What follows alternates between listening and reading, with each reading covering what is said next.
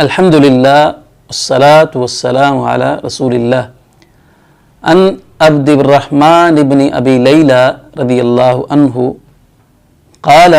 سألنا رسول اللہ صلی اللہ علیہ وسلم فقلنا یا رسول اللہ کیف الصلاة علیکم اہل البیت قال قولوا اللہم صل علی محمد وعلی آل محمد كما صليت على إبراهيم وعلى آل إبراهيم إنك حميد مجيد اللهم بارك على محمد وعلى آل محمد كما باركت على إبراهيم وعلى آل إبراهيم إنك حميد مجيد متفق علیہ۔ حضرت عبد الرحمن بن ابی لیلہ رضی اللہ عنہ بیان کرتے ہیں کہ ہم نے رسول اللہ صلی اللہ علیہ وسلم سے پوچھا کہ یا رسول اللہ، ہم آپ اہل بیت پر صلات کیسے بھیجیں، درود کیسے بھیجیں؟ تو آپ علیہ الصلوۃ والسلام نے فرمایا کہ تم یوں کہو، اے اللہ تو محمد صلی اللہ علیہ وسلم پر اور آل محمد پر رحمتیں نازل فرما جیسے تو نے ابراہیم پر اور آل ابراہیم پر اپنی رحمتیں نازل فرمائی، بے شک تو تعریف کے لائق اور بزرگی والا ہے۔ اور اے اللہ تو محمد صلی اللہ علیہ وسلم پر اور آل محمد پر برکتیں نازل فرما جیسے تو نے ابراہیم علیہ السلام پر اور آل ابراہیم پر اپنی برکتیں نازل فرمائیں۔ اللہ رب العزت نے جب قرآن مجید میں اہل ایمان کو حکم دیا کہ یا ایھا الذین آمنوا صلوا علیہ وسلموا تسلیما، اے ایمان والو تم نبی صلی اللہ علیہ وسلم پر صلات بھیجو اور سلام بھیجو، تو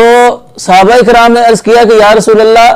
سلام ہم آپ پر بھیجیں یہ تو ہم نے سیکھ لیا، کیونکہ آپ نے تشہد میں سکھا دیا تھا کہ السلام علیکہ ایھا النبی ورحمۃ اللہ وبرکاتہ، سلام تو ہم نے سیکھ لیا، تو یا رسول اللہ ہم صلات کیسے بھیجیں آپ پر، درود کیسے بھیجیں؟ تو آپ علیہ الصلوۃ والسلام نے پھر یہ درود اپنے صحابہ کرام کو سکھایا۔ تو نماز میں یہ درود تشہد کے بعد پڑھنا ہے، اس کے علاوہ بھی درود پڑھنا اس کی نبی علیہ الصلوۃ والسلام نے بڑی فضیلت اور اہمیت بیان فرمائی ہے، اور اس شخص کو بخیل قرار دیا ہے کہ جس کے سامنے رسول اللہ صلی اللہ علیہ وسلم کا نام نامی اسم گرامی لیا جائے اور وہ آپ پر درود نہ بھیجے۔ لیکن اس سلسلے میں ایک خاص بات یاد رکھنی چاہیے کہ درود اور سلام وہی نبی علیہ الصلوۃ والسلام کے لیے انتخاب انہی الفاظ کا کیا جائے جو مسنون الفاظ ہیں، جو رسول اللہ صلی اللہ علیہ وسلم نے اپنی امت کو خود سکھائے ہیں۔ ہمارے ہاں مارکیٹ میں بڑی کتابیں مل جاتی ہیں اور ان میں خود ساختہ اور ایسے ایسے الفاظ ہیں کہ وہ الفاظ بھی درست نہیں ہیں۔ بعض درود جو ہیں وہ شرکیہ کلمات پر مشتمل ہیں اور اس کے نام لوگوں نے رکھے ہوئے ہیں، اور پھر ان کی خود ساختہ فضیلتیں رکھی ہوئی ہیں کہ جو فلاں درود اتنی بار پڑھے گا تو اس کو یہ فضیلت حاصل ہوگی، فلاں درود فلاں وقت میں اتنی بار کوئی پڑھے گا تو اس کو یہ ملے گا۔ تو یہ خود ساختہ ساری چیزیں چھوڑ کر ہمیں مسنون درود کا اہتمام کرنا چاہیے جو رسول اللہ صلی اللہ علیہ وسلم نے خود ہمیں سکھایا ہے۔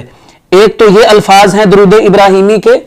اور بعض دوسری روایات جو کہ صحیح ثابت بھی ہیں ان میں الفاظ کے اختلاف کے ساتھ، مختلف الفاظ کے ساتھ بھی رسول اللہ صلی اللہ علیہ وسلم سے درود ثابت ہے۔